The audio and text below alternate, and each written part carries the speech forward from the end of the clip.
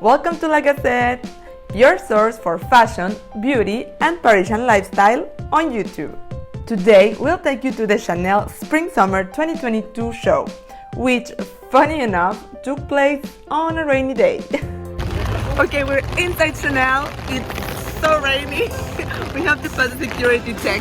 Chanel shows now take place at the Grand Palais Éphémère, while the real Grand Palais is being restored. Once we're inside and in the dry, we find the Chanel photo call. This is where celebrities, influencers, and VIPs are photographed before their entrance to the show. Like, for example, Lady Rose Depp, daughter of house darling Vanessa Paradis and Johnny Depp. Before walking into the show, we are treated to a small exhibition of Chanel muses taking pictures of us, and when we step inside, we realize two things. Compared to the larger-than-life Grand Palais, this venue is way smaller than usual. And number two, the runway is elevated, with photographers spread all around it, like in the 80s and 90s. At the time, supermodels like Claudia Schiffer would walk down the runway, which was surrounded by photographers, and do a little show, twirl, smile, interact with them. Designer Virginie Viard said, "I used to love the sound of flashbulbs going off at the shows in the 80s. I wanted to recapture that emotion." Several models on the runway at the same time was the rule rather than the exception, and they all had a little character they played or an action that they did. Some smoked, some took off their jackets, and some even their shoes. Runways were a little performance, and the different personalities of some girls on stage helped pave their way into becoming supermodels. Like, for example, Inés de la Fressange, who was a muse of Karl Lagerfeld in those decades. Okay, back to 2022. Chanel's VIG, that is, very important guests, head to their seats. Expectation is in the air, and then, just like in the 90s, the music blasting at full volume, and the first model steps out into the runway.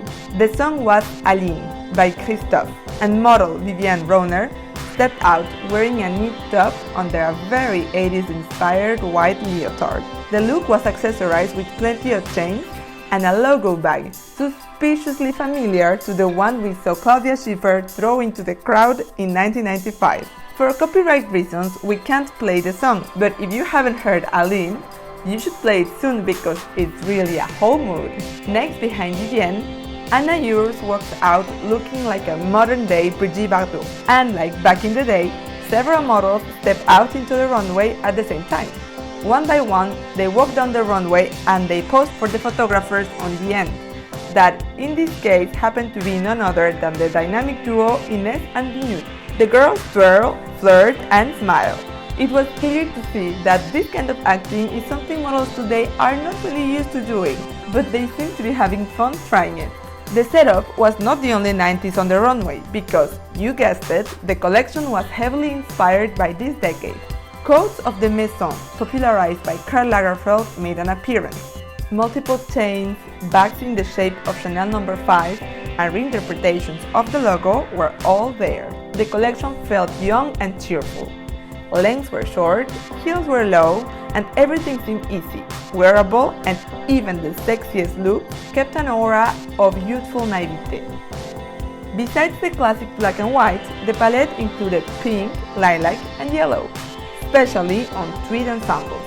The classic Chanel suits were shorter and had a younger feel as well. The monochrome of the rest of the collection was anything but boring. The black had sequins on it, or it was matched with gold, and the white came in nautical stripes, tweed, or even logo all over. After a couple of leather looks, the show closed with a few very light chiffon looks, worn by top models like Mika Arangaraz and Rianne Van Rompuy. For this last part, the girls stayed on stage, and the rest of the models did a more contemporary finale walk. After this, the ones that were still left on stage clapped as a famously spotlight-shy Virginie Viard walked across the stage. Then they themselves gave a final supermodel walk down the runway, and amid applauses of the crowd, they were gone. The show is now over, and the VIPs like Gossip Girl's Whitney Peak make their way to the exit. That's it from the Chanel show, guys. I hope you enjoyed this true 90s supermodel runway. Don't forget to subscribe to La Gazette for more fashion, beauty, and Parisian lifestyle. See you next time. Thanks for watching. And now back to the rain. Lucky Anna Winter has a driver, but for the rest of us, it's off to the bus. See you next time at La Gazette.